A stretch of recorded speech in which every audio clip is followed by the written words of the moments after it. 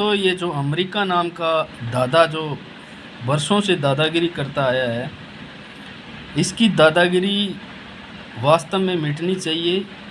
लेकिन ये तभी मिट सकती है जब ब्रिक्स जैसे देश आपस में उनका एक दूसरे पर विश्वास हो, तो शायद इसकी दादागिरी मिट सकती है। ये इतना बड़ा वो हरामी कहूँगा मैं तो, इतना बड़ा हरामी है ये अमेरिका कि वर्षों से ये दादागिरी करता आया है, सभी कंट्रियों को ये दबा के रखता है। लेकिन इसकी दादागिरी तभी मिट सकती है जब ब्रिक्स जैसे देश एक दूसरे पर सहयोग और विश्वास करके चलें, और इसका जो डॉलर है उसके डॉलर में व्यापार नहीं करके अपनी करेंसी में व्यापार करें, तो शायद इसकी दादागिरी ख़त्म हो सकती है। ये जब चाहे किसी देश के प्राइम मिनिस्टर को उठा सकता है, जब चाहे स्कूल पर बच्चों को मार सकता है, बच्चियों को मार सकता है। इस पे कोई मानवाधिकार कोई भी कुछ भी नहीं कर सकता, ना ही इसका कुछ कोई बिगाड़ सकता। इसका समय बिगाड़ेगा, और समय तभी बिगाड़ पाएगा जब समय के साथ लोग ढलना सीखेंगे। बहुत बुरा लगता है जब साथियों ये छोटे छोटे बच्चों को मिसाइल से उड़ा देता है, गोला बारूद से उड़ा देता है, और इस पे कोई एक्शन नहीं होता है, क्योंकि सभी देश इसके गुलाम की तरह ज़िंदगी जी रहे हैं। इतने अरब कंट्रीज़ के देश हैं और कितने धनवान हम इनको समझते हैं, जिनमें भारत के लोग भी कितने लाखों की तादाद में काम करते हैं और इनको रिच कंट्री समझते हैं, लेकिन अमेरिका की गुलामी ये देश भी करते हैं।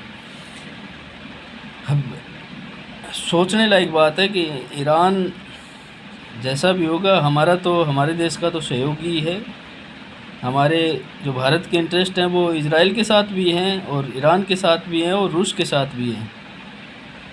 ये ईरान को पता था, सबसे पहले ईरान को ये पता था कि एक दिन ये अमेरिका नाम का दादा मुझे परेशान करेगा। इसने अपनी मिसाइलों पर ध्यान दिया, और आज इसके पास बहुत ही अच्छी खासी मिसाइल, ड्रोन्स, खूब सारे आर्टिकल्स हैं इनके पास। तो आज ये नाक के चने चबा रहा है इस अमेरिका को। मानता हूँ कि अमेरिका जैसी महाशक्ति से लड़ना इतना आसान नहीं है। हो सकता है कि ईरान हार जाए, लेकिन लड़ाई इसने बहुत ही शानदार वाली लड़ी है, और अमेरिका को वो नुकसान पहुंचाया है कि सदियों तक इसे याद रहेगा, और सदियों तक दशकों लग जाएंगे इसको ये बनाने में वापस। अरब कंट्री में जितने भी एयरबेस थे इसके अमेरिका के सारे ध्वस्त कर दिए इस ईरान ने, और ये बनाने में इसको अमेरिका को दशकों लग जाएंगे। तो बहुत बड़ा चोट पहुंचाई है ईरान ने, वास्तव में काबिल तारीफ़ है।